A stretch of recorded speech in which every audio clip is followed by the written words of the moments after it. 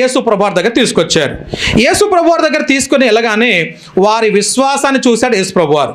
అరే వీళ్ళకి ఎంత విశ్వాసం లేకపోతే నా దగ్గర తీసుకొస్తారు, వీళ్ళ విశ్వాసం చాలా గొప్పది అనుకొని ఆ పక్షవాయువు కలిగినటువంటి వారిని ఒక మాట అన్నాడు. ఏంటంటే, నీ పాపములు క్షమించబడి ఉన్నవి అన్నాడు. ఈ మాట వినడంతోనే అక్కడ ఉన్నటువంటి వారందరూ కూడా వారికి ఒక దేవదూషణ చేసినట్టుగా వినిపించిందంట. దేవదూషణ అంటే దేవుడు మాత్రమే చేయగలిగిన పనిని ఈయన చేస్తున్నాడు. దేవుడు మాత్రమే చేయగలడు. ఏం చేయగలడు?